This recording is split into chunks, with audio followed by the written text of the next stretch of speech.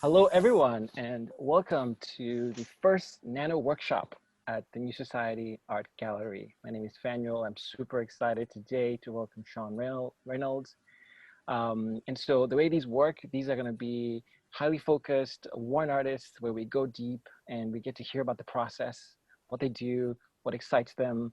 And so they'll do their presentation, and at the end, there'll be a little bit of Q&A there.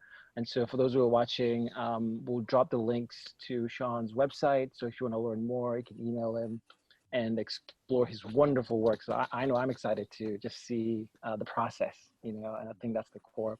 And so to introduce Shaun, JennyMae, thank you so much for introducing. Hi everyone, JennyMae here.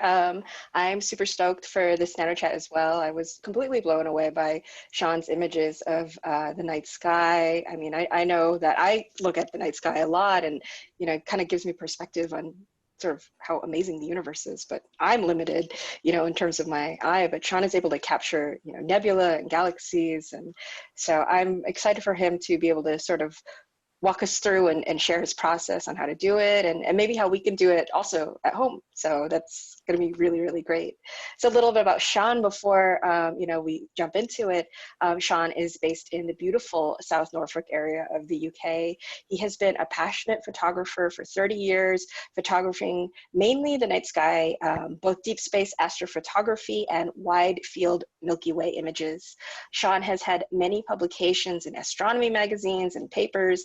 He was shortlisted for both the Astro Photographer of the Year at the Royal Observatory and the UK Astro Photographer of the Year in 2016.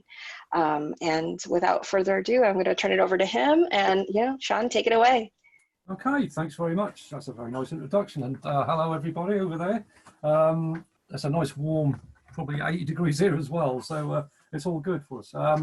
Okay, Shaun Reynolds here. As you say, I've been doing deep sky for quite a long while now, as well as Milky Way. But I just want to run you through a little bit of the process as much as I can in the time I've got. But to start with, because it's the art of science as well, I'll show you one of the other nebulas that I've captured and what it is, because knowing your subject is important, obviously. This is called the elephant's trunk. And what it is, it's a column of hydrogen and oxygen and various bits of dust and what have you. And the thing they've all got in common is when they come under their own gravitational pull, they carry on. They keep pulling in and pulling in until they get to such a dense state, they actually reach nuclear fusion. And when they reach that state, very quickly, stars are born from that effect. And if you see that column, you look up towards the top there, where the eye at the top is, it's very dark, and that's because it's the most dense part of that nebula. And across the top of that actual nebula, where it is there, is something like 3 light years across. So you get many hundreds of solar systems across there. So that is essentially a star factory. Now they're common throughout the universe and through our galaxy.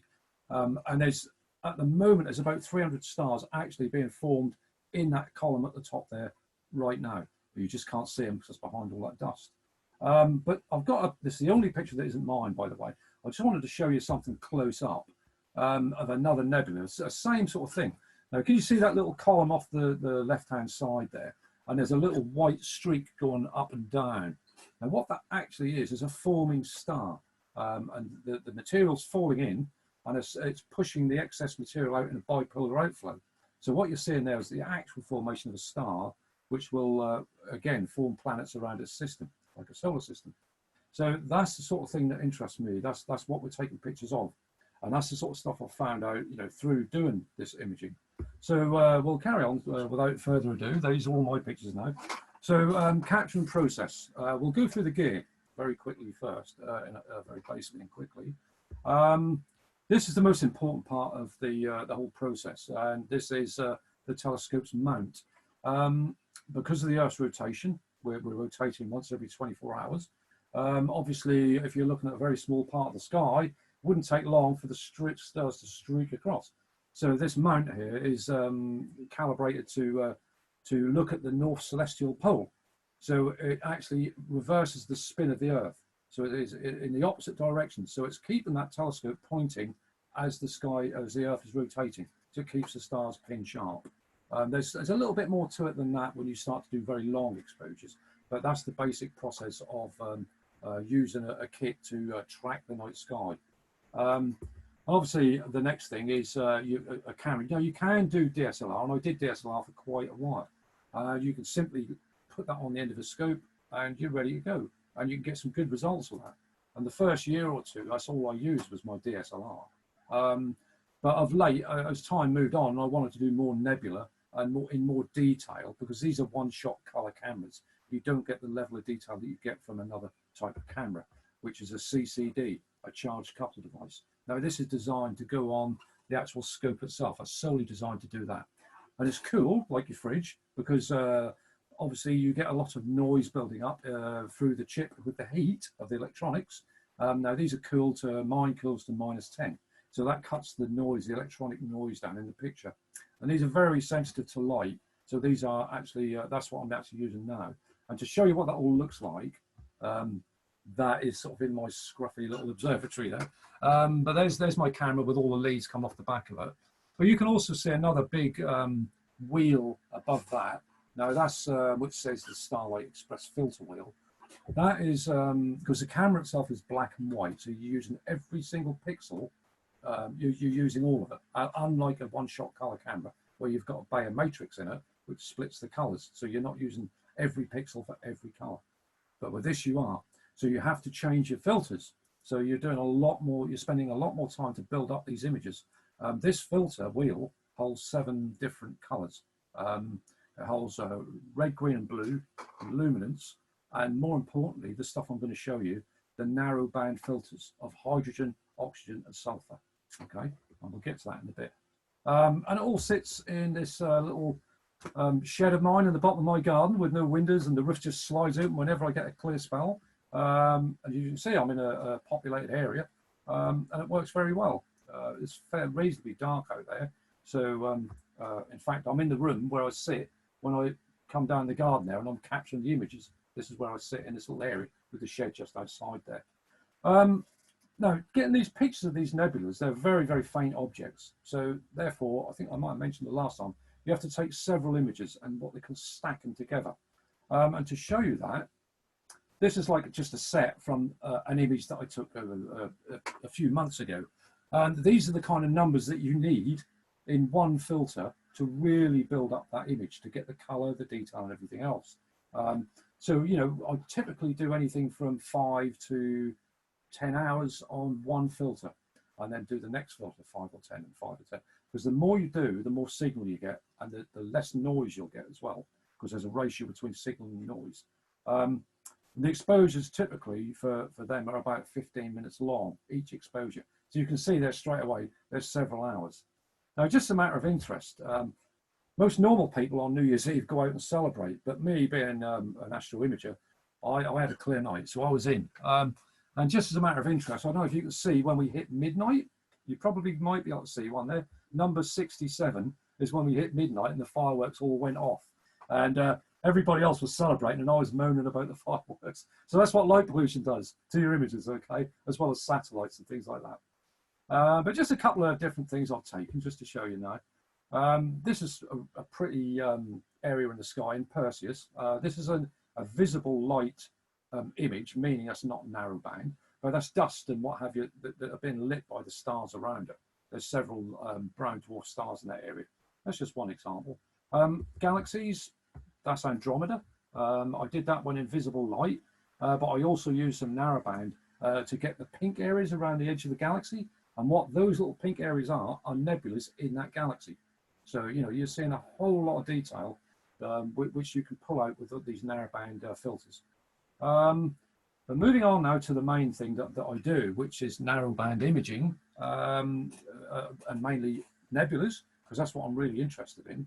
I'll explain briefly, but this is the scientific part, science as I get. The electromagnetic spectrum, we've got a wavelength that holds all the colors of the rainbow, very small part, okay? And that's what we're doing with visible light. But when we do narrowband, we're using very small parts of the visible light. So if you can see there's one that says S2, and that's in the red, and there's one that HA, which is the hydrogen, which is also in the red, and O3, which is in, well, between green and blue. These are the filters that I'm using to capture the nebulas, and they're so narrow in their field of view that the human eye cannot distinguish them. They look like mirrors, but they take a lot longer to capture all the detail. But what they do capture is all the stuff that's going on within those nebulas, scientifically, and also as a nice bit of art. And to quickly explain, when these emission nebulas start their process, they get excited, and the electrons jump up in their state. And when they do that, they absorb a photon. Now, when they naturally want to be in their lower state, this is a thing in quantum mechanics, whatever, but they'll drop down in their state and they'll emit a photon of light. Now, those narrowband filters are actually detecting those photons in that very small wavelength of light. But what it does give you is a very detailed image to build up of the nebula without all the rest of the light around it.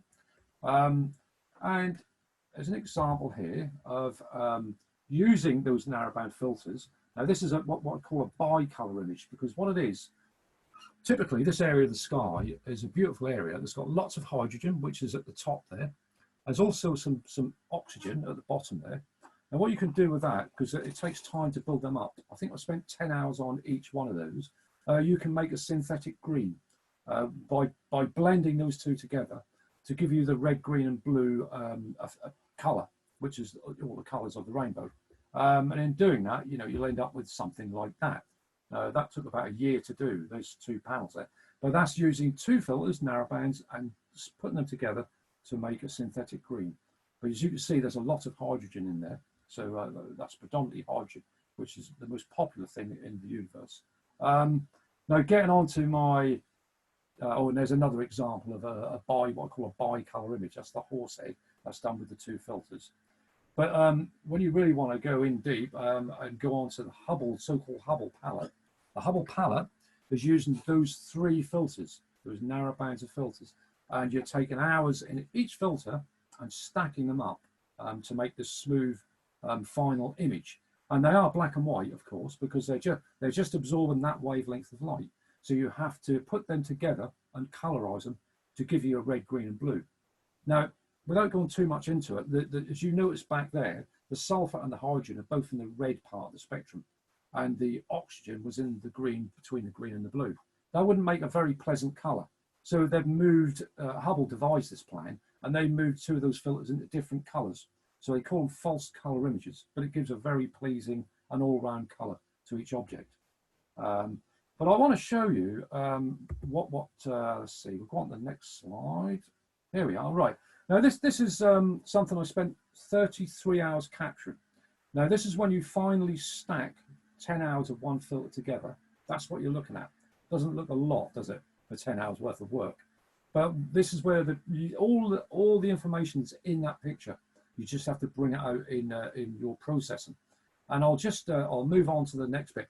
This is 10 hours worth, but after a bit of stretching, that's what you're getting out of it, okay? And that 10 hours, suddenly you realize what you spent 10 hours on when you see that. And now when you do that to the other two filters, okay, and then you blend those together, okay, you're going to end up with something like that. So you've got your red, green and blue. And that brings out a wonderful detail in these nebulas, which takes hours and hours to capture. So I'll just show you a few more of these because they're so beautiful to see. This one is the Heart Nebula in Cassiopeia. And again, this is a set of three filters, that the Hubble palette again.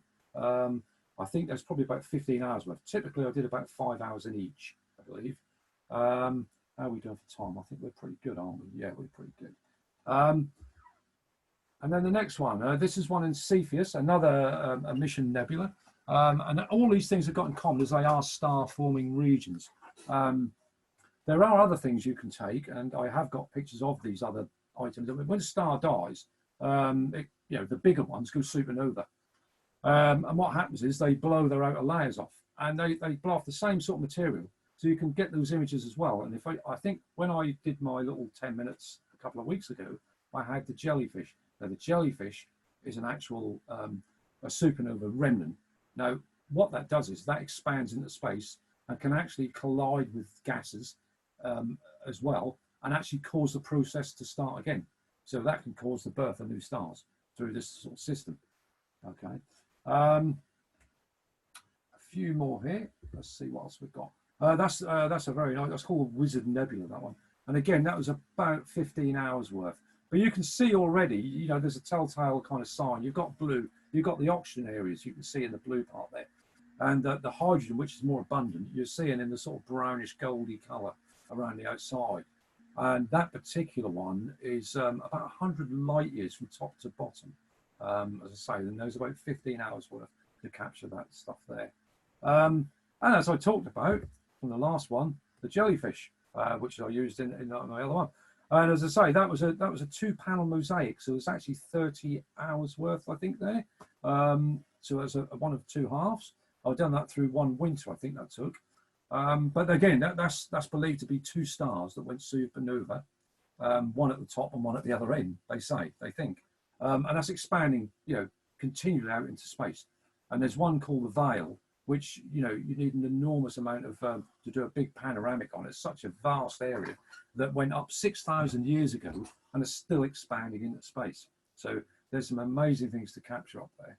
Okay, we're getting through this quite quick. So what I can do, I can show you a little demonstration of the process of putting them all together as well. Okay. And one of the other final ones I'd really like to show you is the Horsehead. I did that last year, and that's one of the most beautiful parts of the sky, really. And that was about 10 hours worth there. But again, you can see there's a lot of hydrogen, an awful lot of hydrogen in there. There's a little bit of oxygen, which you can see down there with the sort of stars that are surrounding those stars or whatever. And the sulfur as well, which is sort of occupying that lower half of the picture. And as you can see, you've got this really dark, dusty area, which happens to resemble the shape of a horse's head really well. And that's really what's happened there. That's been sculpted by these quite young stars. That's Alnitak, which is the bottom star in the belt of Orion. And that's blowing radiation and solar wind out across that cloud. That's actually been born from that cloud. And that's stripping that cloud away and actually leaving this sort of shape behind. But also, that's something like 3 light years across. Within that area, there could well be more starburst going on there as well. So you're able to capture a huge amount of detail in the process of doing all this, which is a phenomenal thing to do. As I mentioned about the camera, the tracking mount. Now that's good at tracking the rotation of the Earth, but that's not accurate enough, because you look at most of what you're seeing in there is tiny pinpoint stars. And tracking the rotation is not quite accurate enough, because they're mechanical, these mounts. So you have to have another scope with another camera on it, and it has to take a picture of one star, which it does every 2 seconds, and it reads back into the computer, and it determines how far that star has moved in those 2 seconds from one to the other. And what that's doing, that's sending a command back to the mount to say it's moved by half a pixel. So this sort of thing goes on the whole time that you're imaging. That's the kind of accuracy you have to get to. And if you can imagine 1 degree, which is quite a narrow angle, and then 1 minute, and then 1 arc second, you've got to be accurate to within arc seconds, which is a phenomenally demanding small amount to have to get in there to get these round stars. It takes a while. It does take a while to get everything set up and ready, but once you've got it set up and all the stuff's working together, it's great. I come out there, I turn it on any clear night, switch the buttons, get it going, and that's all been sort of done over the past months or years. So it's like second nature now. But that's the basic process. I don't know if anyone's got any questions before I sort of go on and have a look at maybe showing you a bit of processing. Yeah, sure. I guess I was kind of interested in. My questions are like how you sort of fell into this. Like, how did you kind of begin doing it? Yeah, that's kind of. It's an accidental thing, strangely enough. You'd be surprised. As a friend of mine, a good friend of mine, we worked together years ago, and he knew I liked a bit of photography, and I did a bit of Photoshop. And he bumped into someone who was into astronomy, and he got the idea he'd like to do astrophotography. So he kept on at me. He said, "Do you want to try that?" And I kind of said, "What's that?" He said, "Well, taking pictures of the sky, stars." And I'm thinking, why do you want pictures of the stars? I know. he kept on at me, and I eventually just said, "Oh, okay, we'll give it a go." And I took the camera, which is that basic DSLR. He had the scope, and we hooked them together, and we took our first picture of Orion. You know, a really poor 30-second shot, and that was like a light bulb turning on. That was just a boom. You know, that was the moment. And from there on in, I knew that's exactly what I wanted to do. And that was what, years ago. And we spent all that winter. I think he had the scope and I had the camera. He liked the mechanical side of that. I liked the Photoshop side. So we teamed together. And every clear night we had, I'd drive out to his, like 20 miles away, in the middle of winter, and I'd be coming back about 4 in the morning, ready to put all this stuff together and, you know, get it ready for the end of the week. And that's how it all started off, really. Yeah. So that was a good. And That's amazing. I've gotten worse all throughout the whole years, and then I started to build up my kit here, which takes a while, because you can't. That's not something you can just walk straight into and do the whole thing. You have to build it up. You know? Yeah, I was going to ask about that. Like, is it, you know, we can't just have our DSLR and take a picture. You need the scope and. Well, you're surprised at what you can do. I mean, nowadays there's so many good things on the market now. There's that tracking mount I show you. That's quite a big thing that'll carry a heavy weight. But on the market now, there's a lot of small tracking devices that are designed for DSLRs that you can put on a tripod. They're reasonably cheap as well. So you can actually start off, if you want a few pictures of the night sky, you can actually start off by getting a small tracking mount and, you know, attaching your DSLR to it, and you'd be surprised. You know, you get like a 1 minute exposure of the sky. It's incredibly, you know, you can't believe what you should see in 1 minute, as opposed to like a 10-second shot. Because when I do Milky Way, I mean, I do it on a static tripod, so you're limited to seconds. But with a little mount, you know, you were talking 1, 2, 3, or 4 minutes. I mean, there's some amazing images out there. People doing just that, you know, with a very simple kit. Wow. Well, that's good to know that we can sort of, with smaller kind of, you know, startup setup, so we can like do this. Yeah. Sure. You don't have to have the whole kit to start with. Awesome. You'll get some amazing results. And a lot of these, I mean, modern cameras now that you can push them a long way. The ISO settings, you know, you can go up to 3200, 4000, 6400, with very little noise in them at all. So it's not difficult to get into, and you start that way and you get some great results. But if you find that, you know, you really get into it, your next step might be that you might want to get a small scope. But even some of those portable mounts can take a very small scope on them as well. So you can then take your camera and put it through the scope and have it on this little portable mount. And then that's kind of the way I went. And then I decided I wanted to get this kind of nebula, and I wanted to really go for it. So then I went with a bigger mount and a slightly bigger scope, and then a DSLR, and then I finally went with the CCD with the filters and all the rest of it. But certainly, it's available to anyone with a That's small. Awesome. Yeah. Absolutely. So it's like a growing process of love. You know, you acquire this, acquire that, and you keep doing it. Yeah. Awesome. And you're learning the sky as well. You know, you're learning the nebulas and the clusters and the things you like, the galaxy. You learn a lot about what you're taking a picture of. That's another aspect of it, because you want to know what it is you're taking the image with, because you're spending hours doing it. You know, you naturally are interested in what it is. And so I've learned a lot of cosmology and stuff like that simply through taking the pictures to learn what it is I'm taking a picture of. And that's just as fascinating. Can you tell us, you know, like how you started learning about the process? I mean, you mentioned like driving out and finding clear nights and things like that. Like, how did you kind of know what you were pointing your camera out of? Like, what resources did you use to kind of figure out what was what? There's a lot of free stuff on the market as well. There's one particular planetarium is what you want, and there's one called Stellarium. Are these applications, or are they like websites? There's a website, but you can run it as an app as well. I've got it as an app on my phone. But you can also run it on the computer, because we actually use that to tell you, because when you do go for the mount, you can link that to your computer, and you can command your mount to go to that part of the sky once you've got it aligned.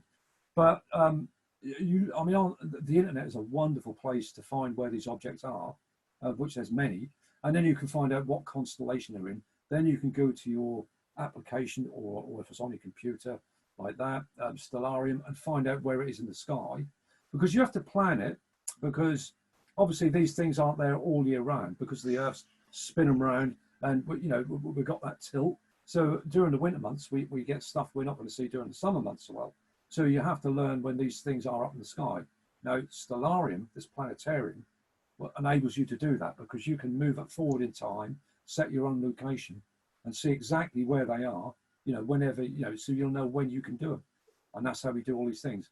And the objects that are in these planetariums are immense.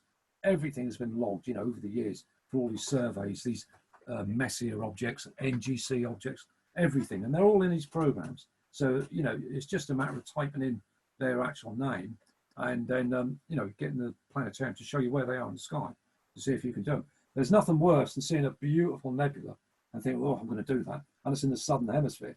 So it's good to have a planetarium, you know, that's the most annoying thing.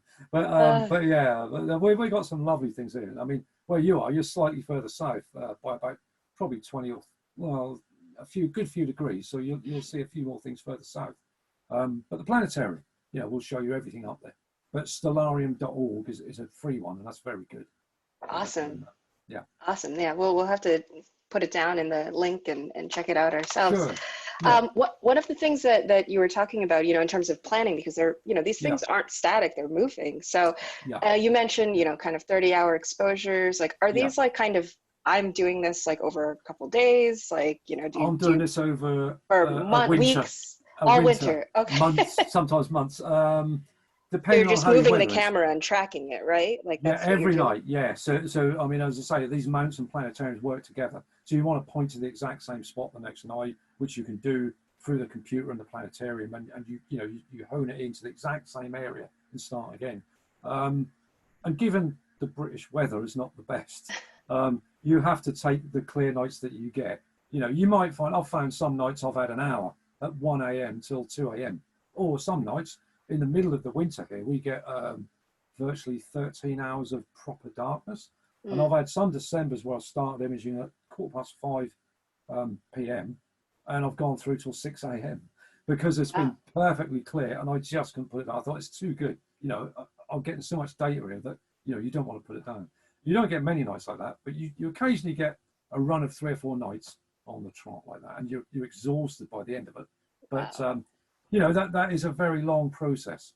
I mean, one of those pictures, the one like the Hubble, the Rosette there, the 33-hour one, I managed to get that in 1 year, but some of them I've had to take over a year because, as I say, it depends where the Earth is on its sort of spin around the sun and the angle as to when you can get this object. You want it as high in the sky as you can get it, ideally.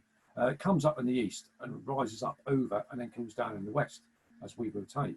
So you really want it as high in the sky as you can get it because you're looking through less atmosphere. So you've got a better, clearer, you know, more detailed view of it.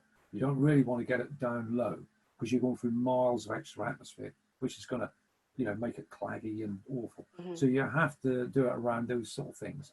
And you get an optimum month or two on a lot of objects. Some stuff is very high in the sky and it doesn't really sink too far. So you can get a long time throughout the winter, an awful long time to spend time on it, which I have done with some of them. Like the jellyfish. That's practically the whole winter. Yeah. Wow. Well, that's really encouraging to hear that you're able to do this with, you know, the cloudy UK weather, and, you know, we kind of have sporadic weather here too. Just finding those windows that people need to look for. Yeah, absolutely. Yeah, if you got, I mean, if you're keen and you're willing to go and do it whenever you can. I mean, I often sit here and think we had lousy weather this year, and I'll count up the hours that I've imaged during that year and think there's over like 200 hours. Where did I get that from? So you know, you do get it. It's doable. I think the worst enemy is light pollution. That's one of the worst things, and particularly LED lighting, because but you can't really filter it out of that. The old sodium you could, but these LEDs, if they're not positioned and screened down, can be very intrusive on the sky. And I've noticed that for the last 3 or 4 years. But a good thing with the narrowband I was talking about is because they filter almost every aspect of visible light, it doesn't really affect them because that wavelength of light doesn't really get through. There's only a very small wavelength that get through to do these nebulas. So that's quite a good thing. But so how much? Yeah. Oh, I was going to ask, how much light pollution do you have in your area? Because, you know, we're based in a, you know, an urban area where there's quite a lot of light pollution. So I'm Yeah, wondering, you know, yeah. for people that are watching this, like, what can they Okay, capture fighting okay. light pollution? Well, there's several objects. I mean, you can get some of the main galaxies. You can get a lot of, quite a few of the nebulas. You've got star clusters and things like that. I mean, there's people that have imaged from London over here, and they've actually managed to get some nebulosity and some galaxies and things like that. So with practice and a bit of dedication, you can do it. There's an awful lot on the processing you can do, but there's an awful lot of good tutorials out there that you can learn how to sort of extract the sky and darken the sky down, enhance the things in there. Because like I don't know what can you see on can you see this on my screen? These three images here. Yep, we can see them. Yeah, yeah. They're I mean, basically, if you look at them, I mean, they've been as called stretched. So if you've got Photoshop and you use the levels and curves, they're two of the main tools you'd use to actually stretch that out. And by using curves, you know, you're taking, when you look at a histogram of these images, you've got nothing there except a tiny little line at the bottom end. And all that detail is in that little area. That's where all the detail is. And what you're doing is you're expanding that out across the whole range. So by using curves, a few passes, 2 or 3 passes of curves, you then amazingly start to bring out this detail. And then you've also got levels, which is your high point and your low point. And you can find that you can bring in the low point to darken the sky down. That's one of the things you can do. And the high point you can brighten up as well. So, you know, it's quite simple to do. It takes a bit of practice to do. I mean, when you start to do it, you tend to overdo it a little bit. But then you take it in smaller steps. You know, you do small steps at a time.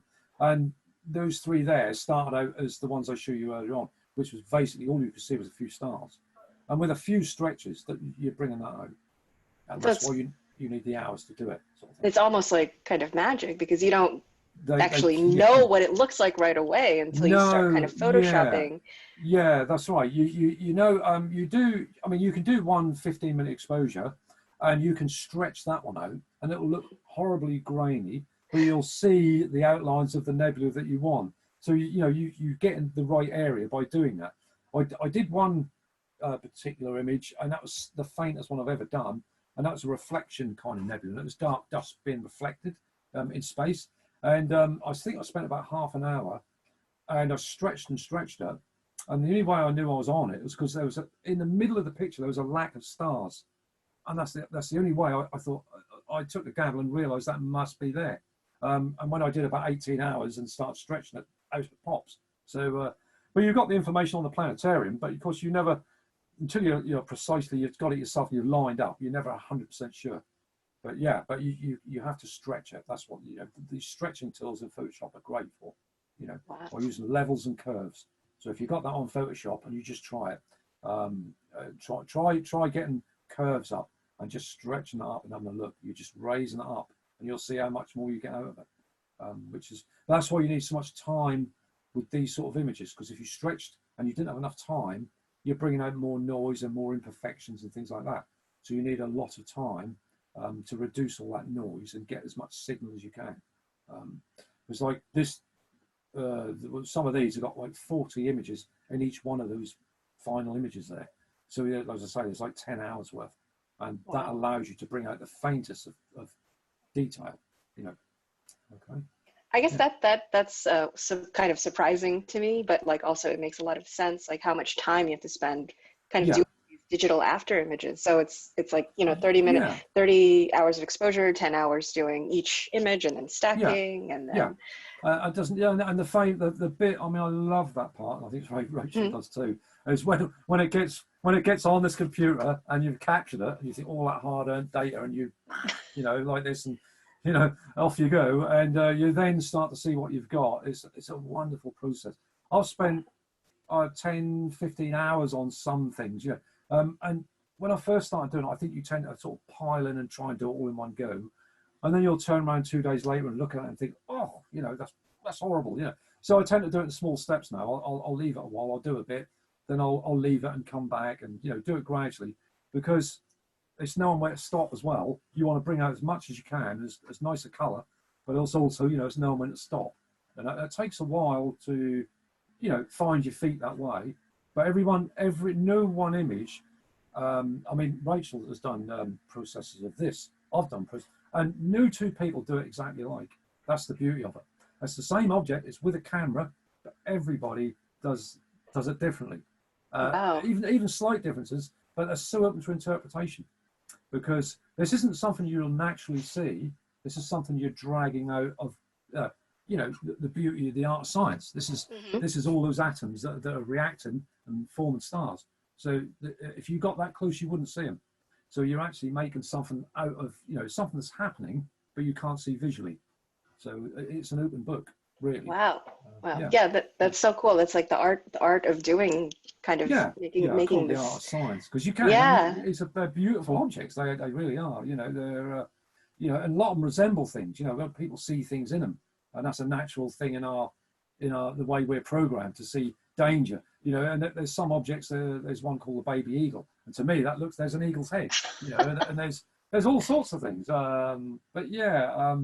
But it's all open to interpretation, as I say. No two people do it alike. Not exactly, you know. It's like the cosmic and hyper detailed version of kind of making images in the clouds when you're staring up at the during the day. So yeah, that would kind of be like that. If you think of a faint load of clouds that you could, I mean, that might be worth having a go. If you've got an interesting sky with some clouds, with different kind of levels of brightness, maybe taking a picture or two and try and good exercise and experimenting with curves and levels. And to darken areas and lighten areas, you know, in that cloud, because it's very much what they're like. But yeah, that's a good way to sort of learn your way around, really. But levels and curves are very good to bring this detail out. That's awesome. I'll have to try that out. Yeah. So, yeah. Another 5 or so. Sorry. We have another 5 minutes or so. Okay. Oh. Okay. We could talk about this for hours. I mean, there's so many cool things. I'm just sorry that didn't work. The AVI, we had it last night, but I think I don't know why it didn't work. But maybe we have to roll with Zoom. You know, sometimes we have to have these technical glitches. Yeah, I think you get if there's another time, any time. I mean, maybe a process in half an hour or something. I'd have Photoshop open and the right images in to do it. But you know, you could spend hours doing that, because that's one aspect. You know, levels and curves will bring that out. But then, as I say, you've got to, those are all black and white. So to make this color image, a red, green, and blue, you literally have to take those images and colorize them. And what I mean by that is you'll make one a red palette, one a green, and one a blue.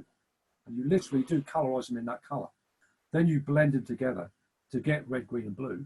And then off you go with your levels and curves again. But you've also got selective coloring, because the stars will look quite magenta. But you can use a thing in Photoshop called selective color, and that can adjust just certain colors to, you know, increase or decrease, and the sky is the limit. And then you've got sharpening. You know, you can sharpen areas, bring areas out more, darken the background. It's a very, very creative process. It really is. You know, love it. Yeah. Awesome. Yeah. I think, do we have any questions from anybody else too? I think this is just a conversation now. If anybody has a question, please unmute yourself and ask away. Yeah. Come on, Rachel. No. That'll be a tough one. No. Yeah. Oh, let's see what I can add. Rachel, I'd love to see some of your images too. I'm still in the early process days, but I've had a lot of help from Shaun learning how to process. So yeah, this is a thing about the hobby, isn't it? People always seem to in astronomy. It's a great hobby. Everybody wants to help everybody. And, really helpful community, isn't it?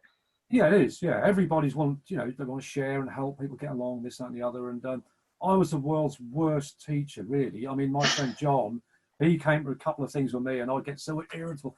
But as I went years and years, and then Rachel, you came along, and we said, well, let's have a go at one. And I just fell into it. You know, my patience. You did. You wore me down. But it made me, I learned from it as well, because seeing someone else do stuff, and then someone else's opinion. What do you think of that stuff? What do you think of this? Well, yeah, and it has improved me as well. So we've both got something out of it. It's a really creative process, but that's absorbing as well. And as you know, Rachel, I mean, we could have spent like hours, doing a process, literally 4 or 5 hours, and the time just gone.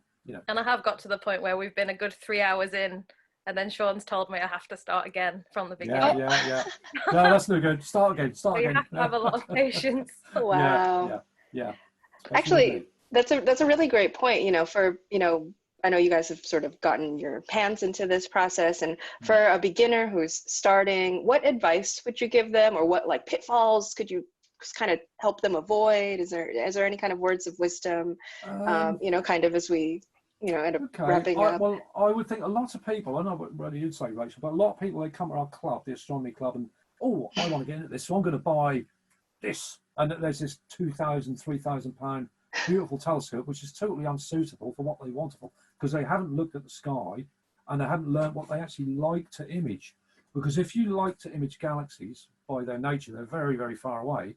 So you need a huge magnification to really get the detail. If you're like me and Rachel and you like nebulas, you don't need a big telescope. A small refractor would be good because it's got a wider field of view.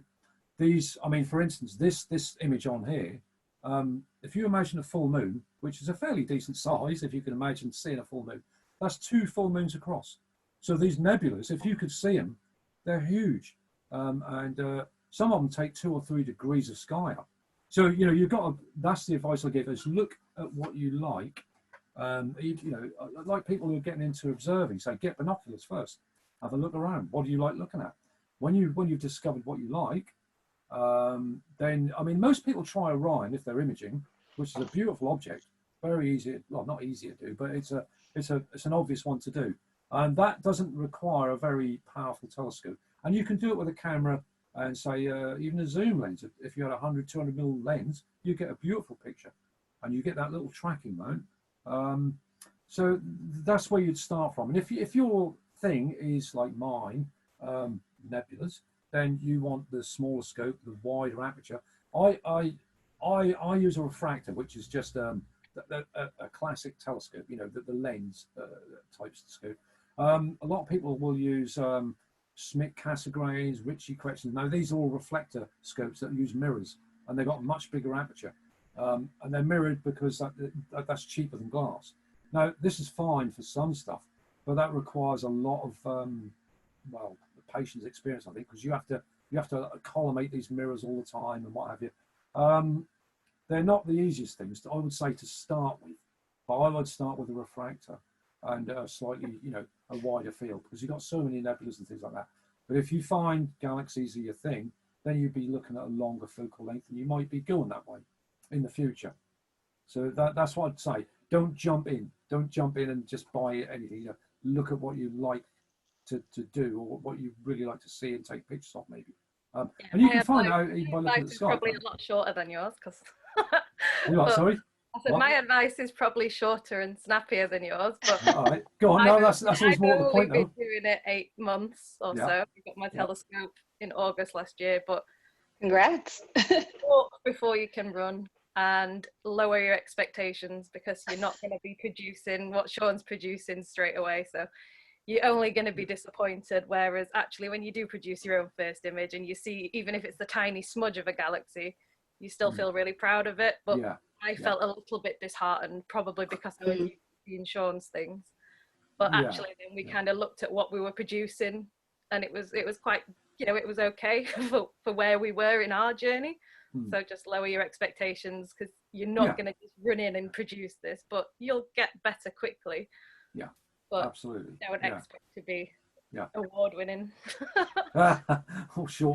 No, but that's very true. What I shall say. Yeah, I'm showing you that, this is like 10, 15 years of, what I've got to. But yeah, I've got images from way back, like Rachel's, with a camera and a small scope in the first year that we did it. And that's embarrassing to look at, but you're proud of them at the time. You're so proud. You think, wow. And I wasn't like Rachel, I didn't have anyone to look at. I mean, we didn't know. We started without knowing anything. So we only had our own stuff to look at and to gauge how good we were going, if you know what I mean. So then you start to get interested. You look at other people's images. You think, whoa, this is pretty good. So how do you do this? And it's a gradual process. But you find your way, and you advance quite quickly. Like Rachel said, there's a lot of technical aspects to doing it as well. But if you do go the full, the mount and the guiding and everything else, it takes an awful long while to get it set up and running right. You know, sometimes you feel one step forward, two back. You know, you bang your head against the wall, things like that. But then it'll happen. You know, things start to piece together bit by bit. But don't be disheartened by that at all, because, as I say, with a tracking mount and a camera and a lens, a wide field lens or a telephoto lens, you know, the results are amazing. I've seen some amazing pictures with just that. You know, these little tracking mounts and a DSLR. So, you know, it's a good place to start and find what you like. You know? Awesome. Awesome. That's really, really great advice. Walk before you run, and don't expect to be taking these massive pictures right away, because I'm sure some people, like I know, I would be like, oh my God, like let's go do this now. Like let's I'm gonna go chase some nebula. Yeah, we do get a lot of that. People do say that, and they don't realise there is a journey to get to there. It's quite a journey. Yeah. You know, but you know. Well, JennyMae, do you want to give us some closing words? Can we do this again? Like, Shaun, thank you so much. And Rachel, thank you as well for kind of jumping in. And this was just so fascinating. You know, I think you gave us so much to, think about. It gives insight into the process that, at least for me, was this sort of foreign thing. And now I know how much work it takes. I, admire the both of you for taking all the time and growing and getting to the point where you can sort of craft these just gorgeous things. To kind of close out, like, I know that you have a calendar that of your images. So Shaun has this lovely calendar. So if anyone is interested, and did let me just, I didn't even go forward to the end. I think you've got links to the website anyway. But yeah, ShaunReynoldsAstro.com. That's the one, ShaunReynoldsAstro.com. I mean, I do these through the website or through eBay UK, and they're called Night Views Calendar 2021. So if you went eBay UK and punched in Night Views 2021 calendar, then this will come up. And I'll put things on here, like obviously the images I've done, but things like new moon, full moon, there's meteor shower dates, and there's hundreds of hours worth in there. But yeah, I do that on there, and you'll see hundreds of pictures on the website, which you've got the details of. I'm also on Twitter and Instagram, and it's at Shaun Reynolds. I'll just try and get to the last slide, and maybe I'll. There we go. And there's the Twitter at the bottom there, and there's the website, and that mad person there is me in Devon a few weeks ago. I drove 400 miles. And I was talking to Rachel before I went out there at 2 in the morning, and I managed to get this beautiful Milky Way. But I'll put the original one is on there, the actual panoramic. Amazing. A beautiful sky, that was. Absolutely beautiful sky. But yeah, and that was New Zealand, which is another place altogether. The Milky Way there. You know, I've never seen anything like it. But, you've turned the night into an adventure. And I hope that, watching this or thinking about this, like, people, don't just look out and be like, oh, whatever, it's dark, but they kind of gives them the spark to wonder about those amazing things that are happening and chase these stars down. So thank you again. And again, if anyone's watching this and is interested, please visit Shaun's site, grab his calendar. If you're tired of 2020, I don't know if I'm in a rush for this year to get over with, so I'm like that as well. And you can see some of his work at newsocietyart.com. And we're also, our next theme, if anyone's interested in submitting anything, it is the phenomenon of natural phenomena. So this is so fitting, what makes you wonder about the world. It can be as big and cosmic as these nebula and galaxies, or even like kind of macro photography. So that's our next theme. So I hope you guys kind of, hop in and, send your photographs or, just everything. So thank you. This is really, really great. Thank you. And I would like to say, and our next guest curator is JennyMae. So we'll tune in for that. We'll tune in. I know. I'll tune in for that. Yeah. It's her theme and our collective theme, and we're so excited that she's with us. And again, Shaun, thank you.